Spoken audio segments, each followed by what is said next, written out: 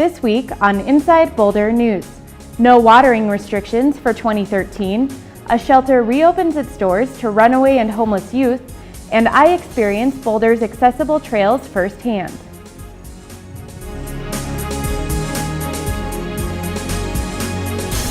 Welcome to Inside Boulder News. I'm Natalie Wood. It's official, this summer you can water your lawn and garden without restrictions. The city announced there will not be watering restrictions in 2013.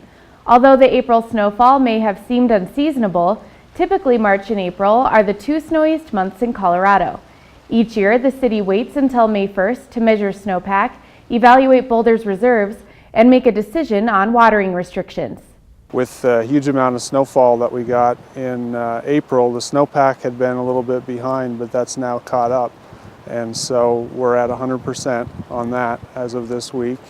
And the reservoir storage is in good shape, but we always encourage efficient and wise water use. So even though there aren't restrictions, we're always asking people to pay attention to what they're doing with their water.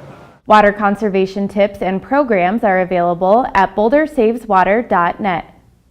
Community collaboration continues to shape the future of what planners are calling Boulder's Civic Heart. Residents are invited to meet at an open house Monday to build on concepts from the Civic Area Ideas competition and weigh in on key decisions to transform the community space. This is the place that the community spends a lot of time and will in the future. It's really the civic heart of the community, and so it's so important that we hear from everybody in the community. One of the things I think people will find fun and interesting is some of the visual images of what this place could look like in the future if we were to make some improvements, and so we're hoping for some feedback on that and some good ideas from people on Monday. Feedback from the open house will help shape plan options to be presented to Council in June. With the ribbon cut, the door home is open again. Last week, the renovated runaway and homeless youth shelter celebrated its grand reopening. With the help of community partners, including the city, the fully funded shelter has more capacity to serve the at-risk youth population. We're super excited. We've been operating here as a youth shelter for 2 years, have spent 6 months renovating the joint, and have had kids sleeping on cots down here, and we're going from 12 beds to 16, so it makes a huge difference. Congratulations to you. I've got a list of other specific things about attention homes here, and I don't want to really read them all, but as I was reading them last night, what jumped out at me was the kind of repeated use of the terms vulnerable populations and stable.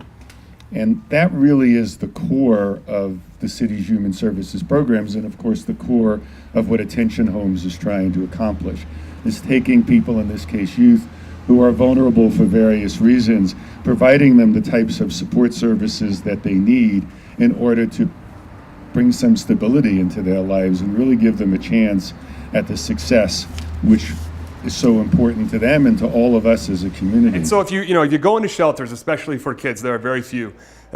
Two in this area, we're the only one in Boulder County. They're largely institutional. And so if you walk around here, you see that there are beds, it's home-like. It's not like my home, but it's home-like. And it creates the space where the kids feel comfortable being here. It's not just safety, it's comfortable. They belong to this community and feels like family and home to them, some of them for the first time in years. Last year we served 514 kids in this space. This year we are on track to serve double that. And so that's a very large number. And having this space is so exciting because we will actually be able to meet the needs of what looks like over 1,000 young people this year. I always believed that Judge Holmes had it right. Jim has referred to this, that attention, not detention, was the right approach.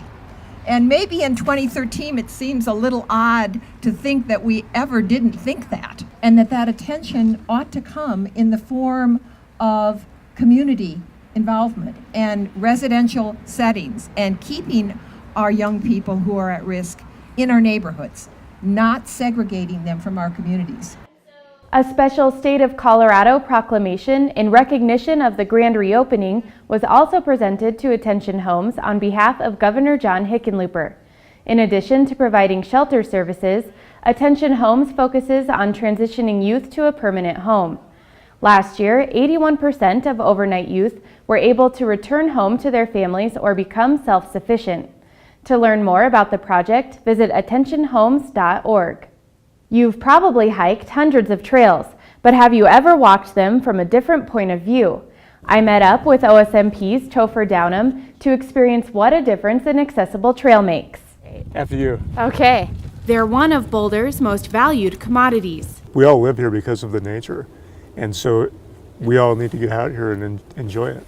From running and biking to wheelchair hiking, Going fast now. Boulder's trails allow people the opportunity to enjoy being out in nature. When I first broke my neck, geez, it was 17 years ago now, one of the best things for me was when I'd get kind of mad at the world, like, why did I break my neck? And during those moments of being angry, I found that getting out in nature and just pushing down a trail was the best thing.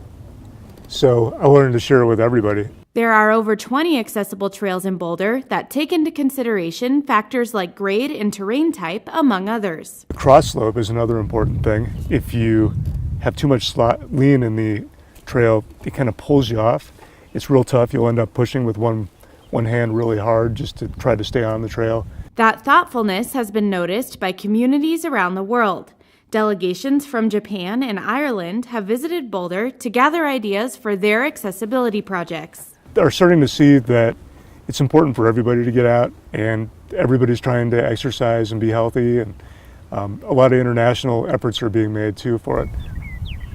Do you have anything to say about your experience so far? Honestly, I'm kind of scared, like going down the hills and stuff.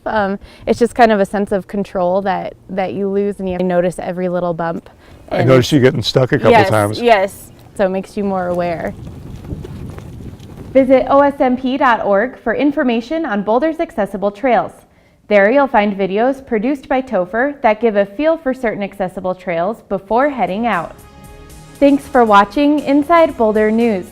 Stay in touch with us on Facebook by submitting news tips and questions, or send a Sign Me Up message to mycitynews@bouldercolorado.gov to receive video updates like this newscast in your inbox.